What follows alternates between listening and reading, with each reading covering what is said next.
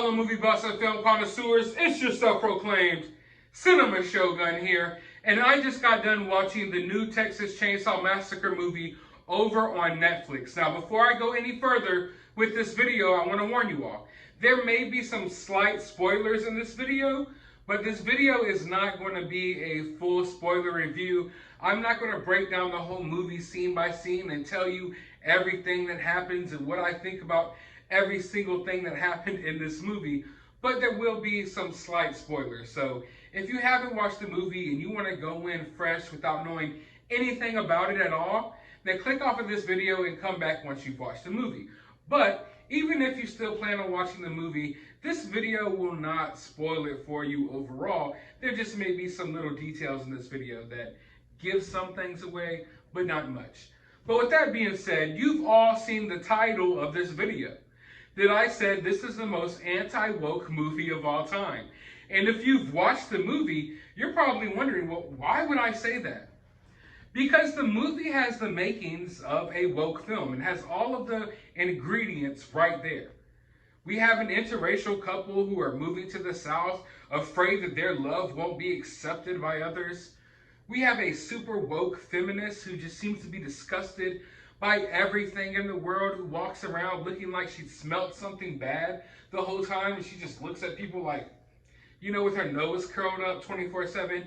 And we have another character who's like a victim of something. In this case, it's a victim of a school shooting, and her gender is kind of questionable because she's teeters along the line of looking kind of like a, you know, one of those people these days where you can't really tell what they're trying to be.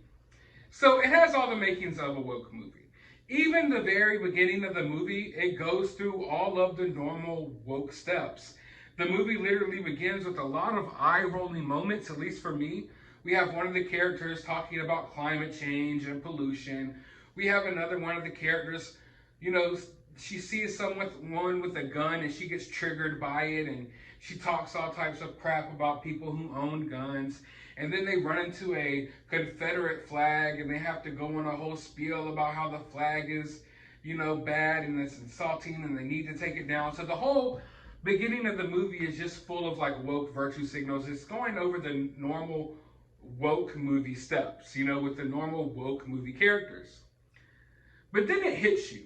It hits you right there after a while. After you're sitting there rolling your eyes time and time again at things they're saying in this movie, you realize, wait, I'm not watching just any normal woke movie. I'm watching Texas Chainsaw Massacre. All of these woke idiots are about to get murdered gruesomely. So it's like, okay, well, even though I'm rolling my eyes, I want to stick around and see what happens to these people because they're getting on my freaking nerves. And at the beginning of the movie, I wasn't sure if the filmmakers were aware of that. But by the end of the movie, I'm almost convinced that they were, because the whole premise of this movie is that a bunch of woke liberals from up north who have already ruined their towns with their, you know, agendas and their politics, they come down here to Texas and they're trying to buy out this ghost town so they can turn it into like a commune. So it's just a bunch of woke people coming from up north down here to in the middle of nowhere, Texas. And they're greeted by no other than Leatherface himself. So that's why I say this movie is so anti-woke, because you see how people are migrating from up north to these other areas, because they even mentioned that they didn't like the areas they lived in anymore. Partly because they ruined those areas. And now they're coming down here to Texas. And they're all going to get gruesomely picked apart by a madman who is wearing his mother's own face over his face. So it is really crazy. But like I said, it's just the whole premise of the movie is basically taking all of these woke characters. They all have their woke lines. They all have, you know, they're all saying cringeworthy things. And then they get destroyed by Leatherface. Even at one point, and you've seen this in the trailer, if you've watched the trailer, so this is not a big spoiler, they're all on this party bus type of thing. They're all drinking, what have you. Leatherface comes on the bus with a freaking chainsaw. they all lift their phones up and start recording him. And they're like, if you try anything, you're going to get canceled, bro. And I got to admit, when I saw that moment in the trailer, I was like, oh my God, this is so cringy. But then when you watch the movie and realize what it is, it's like one of the most anti-wokest films you could ever think of. And you realize like, oh, okay, I see what they're doing here. Or maybe this is not what they're trying to do. That's the part where I'm confused. I don't know if this was just a normal Hollywood woke movie that kind of went off the rails and didn't really work out the way they wanted it to, or if it was done on purpose. Like, did they know that all of these characters were cringy? Did they know that we were going to take the side of Leatherface in this movie? And then, even once you really get into the film, you realize that I can't say that Leatherface is in the right for what he was doing, but the people were in the wrong.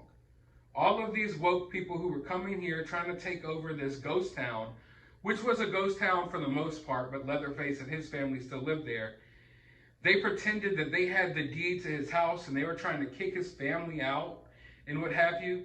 But it turns out they didn't. It turns out that they were in the wrong. All of these woke people who came down here to take over this town were in the wrong because they had no right to try to take over Leatherface's home. And then when you look at what's going on in the world currently, we see tons and tons of people are migrating out of New York. They're migrating out of California. Thousands upon thousands of people are leaving California to go down to Texas now. So we're seeing things like this happening in real time, you know, in real life.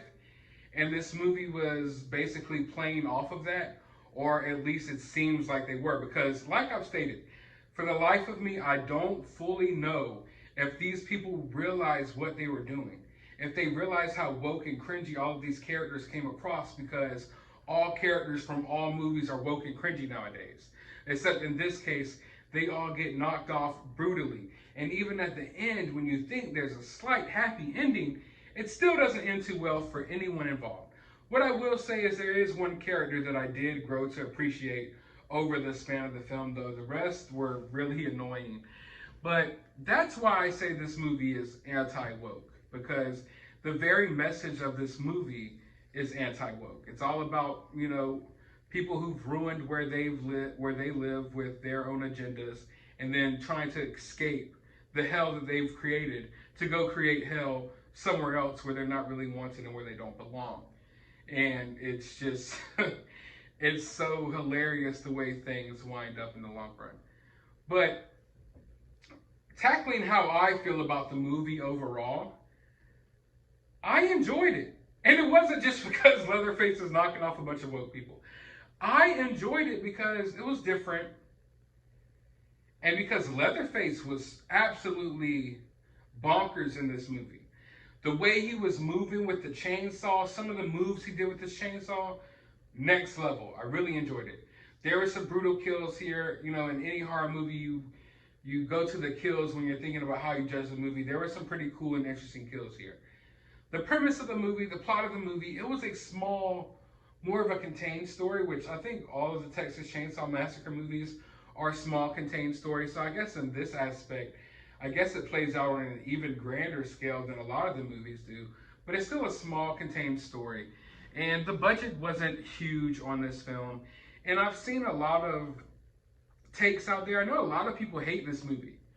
They absolutely hate this movie. And I'm not here to say it's a masterpiece, but no horror movie is a masterpiece. Just to give you a little bit of a backstory about myself. I'm a horror guy, but I like 80s slasher films. Late 70s, 80s slasher films, some early 90s in there.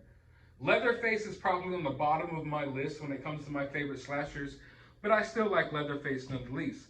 But we can't sit here and act like all the Texas Chainsaw Massacres or Texas Chainsaw Massacre movies are masterpieces. When it comes to the slasher films, a lot of them are downright stupid and over the top, corny, weird, and that's what I like about them. That's what I love about them. At some point, you kind of have to turn off a little bit. Like, you have to turn your brain off a little bit and just accept some of the choices that are made in these horror movies. You don't have to approach it from such a logical standpoint. And I feel like time and time again, especially in today's day and age, people are going through horror movies with a fine-toothed comb, you know, like examining them in ways they don't need to be examined. Slasher movies aren't meant to be perfect. Slasher movies are meant to be somewhat off the wall, you know, corny and edgy in certain ways and quirky, if you will. And I felt like this movie was really quirky. But I will say one thing about this movie. I feel like we got some of the most iconic imagery in Texas Chainsaw Massacre franchise history in this movie.